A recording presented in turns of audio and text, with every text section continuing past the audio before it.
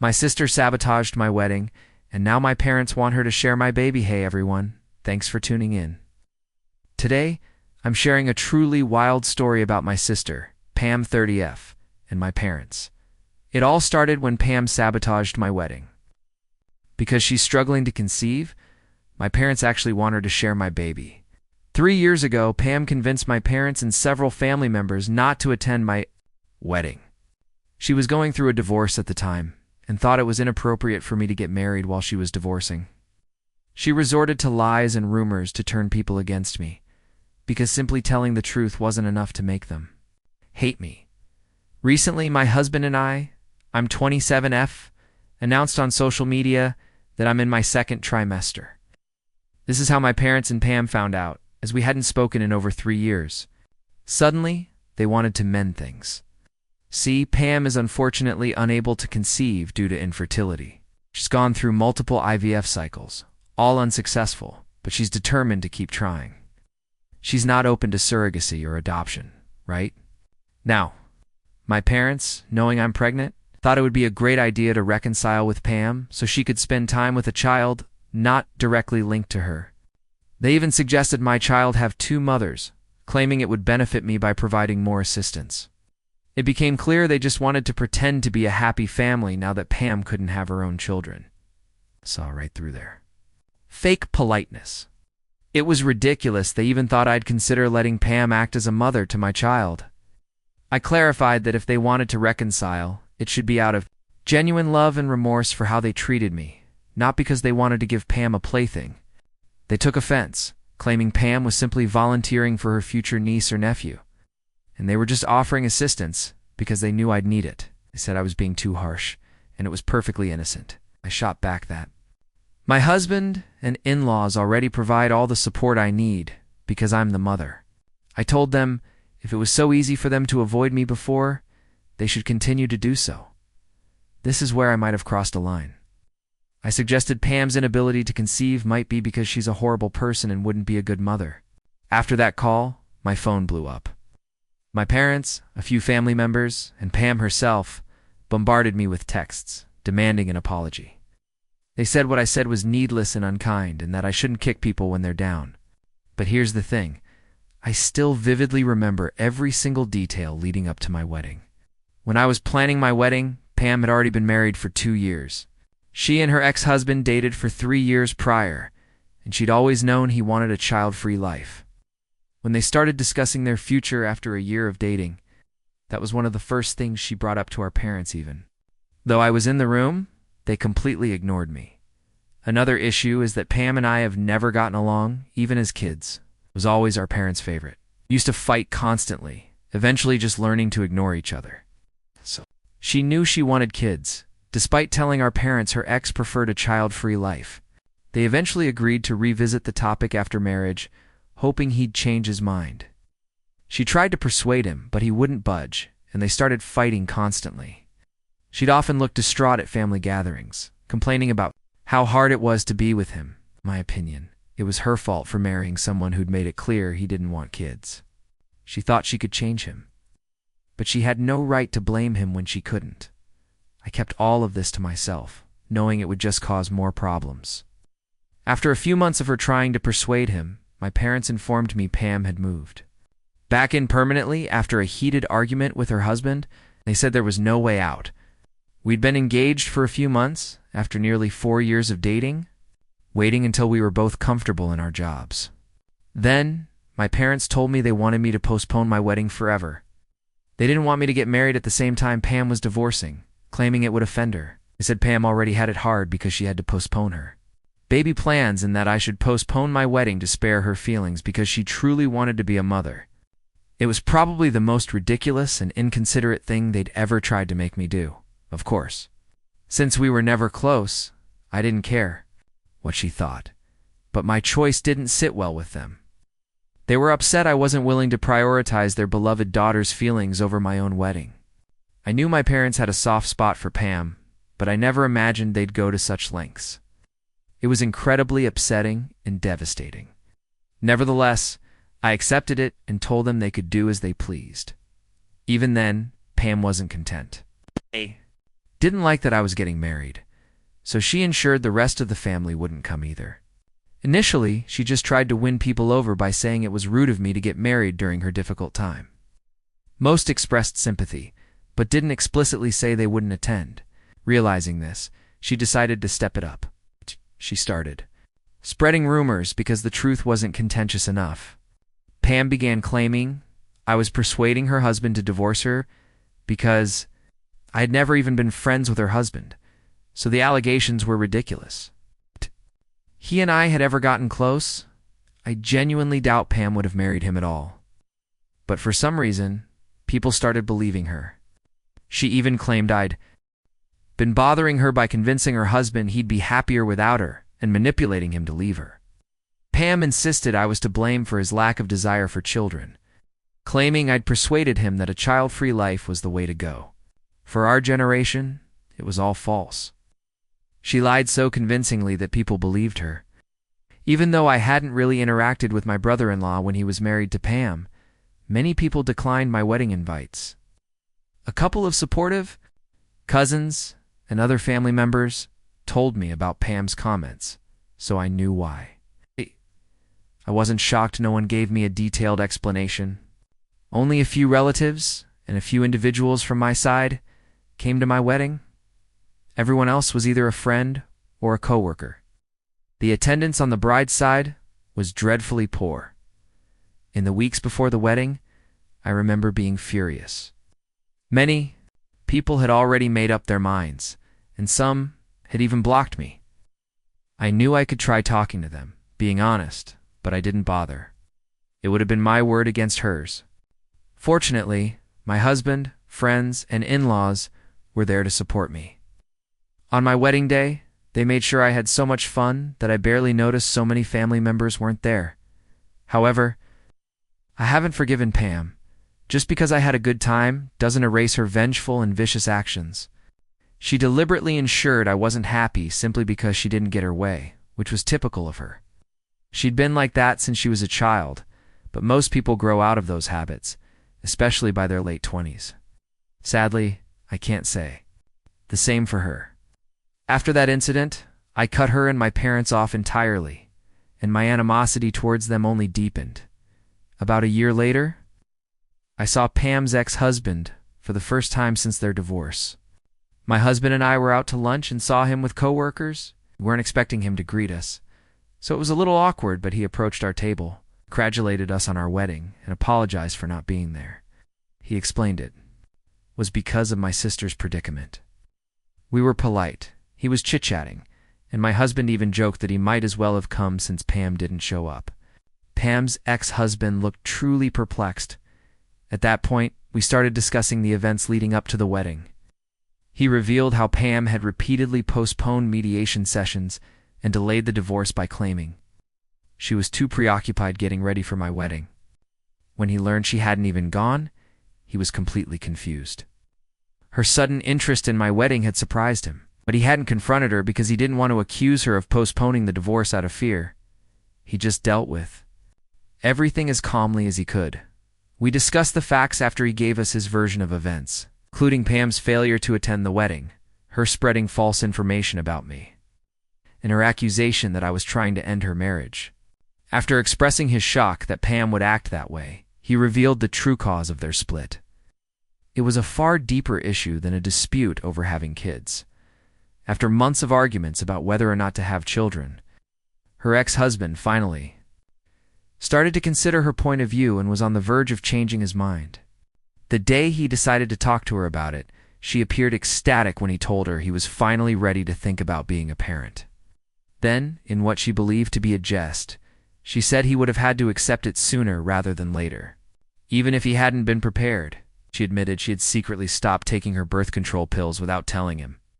When he asked her to explain, she said she might have gotten pregnant if they had kept going that way, making plans for him to simply deal with it. He was unable to accept this perverse scheme. She had deceived us into believing their disagreements were solely about having children, but in reality, their most recent dispute had been about her treachery. Pam tried to make it seem light-hearted, but it didn't make her actions any less serious. Essentially, she was attempting to trick him into getting pregnant so that he would be forced to accept the pregnancy. After that talk with her ex-husband, my husband and I had a much clearer understanding of why she had behaved so erratically around the time of our wedding. She knew she was to blame for her divorce. She could have kept it to herself, and none of this would have occurred. Even if she had taken the risky decision to stop taking her birth control, she may have even given birth to a child with her spouse. But she ruined everything for herself before venting her frustration on me. I became much more resentful of her. After discovering all of this, I had the option of telling my parents and other family members the truth, but I decided against it. I had already cut ties with people who hadn't been at my wedding by that point, and to be honest, I just wanted to get on with my life. I decided to remain silent and move forward. But honestly, I don't feel bad about what I said because I hate her so much. I genuinely think it's fortunate she hasn't been able to have children because I don't think someone with her personality could be a decent mother. The fact that she and my parents only contacted me because I'm pregnant and they wish to play happy family with my unborn child further bothers me. That simply will not happen. Regarding the idea of my child having two mothers, I concur with my in-laws and my spouse that it is not necessary. People's reactions to my comment, especially those with whom I get along, are the only reason I'm even slightly unsure. So am I the jerk for suggesting that my sister might not make a good mother, which is why she hasn't been able to conceive? Response to inquiries: Pam has not remarried, and to the best of my knowledge, is not currently seeing anyone. Although I don't know much about her personal life, I've learned from friends and family that she is completely unmarried and that her primary goal at the moment is to have children. You can guess why she isn't interested in adopting a child or using a surrogate. In my opinion, it's because she feels that a child isn't truly your child unless you've given birth to it yourself. She has been trying for over 3 years, including when she tried to conceive with her spouse and when she used donors for IVF following the divorce. So far, nothing has worked for her. Most people would think about other choices by now, but she isn't interested, and that's her decision. The fact that she and my parents only tried to reconcile after I revealed my pregnancy is what truly seems odd. The remark about two mothers stuck with me. Additionally, you all observed that they made particular reference to the fact that this baby would be linked to her by blood. Technically speaking, my child would be her blood relative because she is my biological sister. However, bringing it up while trying to make amends is odd. And their actions simply gave off a disturbing, almost baby stealer vibe. I'm afraid she'll start projecting and acting like the mother if I do try to forgive her and give her some contact with my child. I can't allow that to occur. Some of you have questioned why I haven't defended myself in front of the rest of the family or spoken out about the true cause of her divorce. In all honesty, I don't believe it's worth it. I became aware of my true friends and supporters after the wedding. Everything that transpired deeply wounded me, and even though I wanted to speak out about the truth, I decided against it. I wanted to be left alone. Even a few family members with whom I get along well said that I was a little callous when I told Pam she couldn't have children. Although they don't expect me to apologize, they do believe it was a little too severe. These folks have always stood behind me, so that's why I'm worried if they think I was too severe. Then maybe I should be worried. Update 1: I appreciate all of the comments left on my post. Thank you for your support. Even though it seems like most of you believe I'm NTA, I will continue to ignore Pam and my parents. I have decided not to apologize to them. They are obviously unhappy about this, on social media and in real life. They are acting like the victim and disparaging me in front of our family members once more. I already don't talk to those people, so I'm not bothered by it. What could possibly go wrong? They'll just further isolate me. I made the decision to talk to my family members that support me, yet disagree with my remark and address it. Almost everyone in the family is aware of what happened and what I said, and Pam and my parents have made a big issue out of it. I reached out to people who truly care about me since I won't engage with someone I don't get along with. I admitted to them that in the heat of the moment, I had uttered those things. However, that doesn't change the fact that Pam's deliberate attempt to draw attention to herself during my wedding was much worse. For years, Pam has been mean and disrespectful to me, and I won't say I'm sorry for something that might even be true. she won't be significantly impacted by my remark, at least not in the same manner that she did me when she created rumors. Because of what she said, my family declined to come to my wedding. It's not the same thing because my viewpoint won't stop her from being pregnant. Those who are on my side are still supportive, and my relatives seem to understand this. I'm okay with them deciding not to talk about it anymore. All I want is for my pregnancy to be a joyful and healthy one. I hope this tension between Pam and my parents ends quickly. I don't want them to stretch this out because I might have to. Tell them some things they won't like. This is something I really don't want to deal with, especially now that I'm expecting to update to my parents. I've been playing the victim and informing everyone in the family about what I said for the past 2 weeks since I last spoke to them on the phone. They have been pleading with others to avoid me, to never communicate with me again, and even to cut me off from family members that get along well with me. They basically want me shunned by the entire family. My parents haven't been successful in their strategy, though, because, as I indicated, I was able to work things out with the people I care about. They obviously didn't like it, so they posted disparaging remarks about me on social media. I am aware that the posts are about me, even if they haven't specifically mentioned me. They have been discussing a particular relative who has always tried to ruin lives and always been jealous of Pam. That's why I allegedly made fun of her infertility. They say I knew it was all lies, so at first I didn't care. But it really got to me when they recently posted that I was the one who destroyed Pam's marriage. I chose to reply since they were repeating the same falsehoods they had told me around the time of my wedding. I made contact with my former brother-in-law. Even if we don't communicate frequently, we are on speaking terms because we still greet each other on holidays and on our birthdays. I told him everything that had been going on and asked if he would mind if I told the truth in public. I did what he told me to do. The drama has escalated since I wrote about Pam's actions and the true cause of their divorce. Although I haven't spoken to anyone directly, family members have been calling, texting, and emailing me to ask whether it's true, to ask me to remove the post, and even to accuse me of lying about Pam. Once more, none of them have received a response from me. My parents and Pam, on the other hand, have remained remarkably silent, which suggests that they have little to defend themselves. They'll find words, though, I'm sure. Even after all of this, it's disheartening that no one in the family has bothered to apologize to me. But it's okay since it's exactly what I anticipated. I believe I've been successful in exposing Pam for who she truly is, which was my major objective. I'm just going to relax and observe what happens next. Update 3 Pam. And my parents finally contacted me a few days after my last post, stating that they were prepared to apologize, but only if I consented to have my post removed. The rest of the family hasn't expressed regret to me, but they seem to have contacted my parents and Pam to criticize their actions. They told my parents that it was unfair to portray me negatively when Pam was ultimately to blame for her divorce. My relationships with my parents have suffered greatly as a result of their years of deceiving the family. It's amazing how fast certain family members went from detesting me to betraying Pam.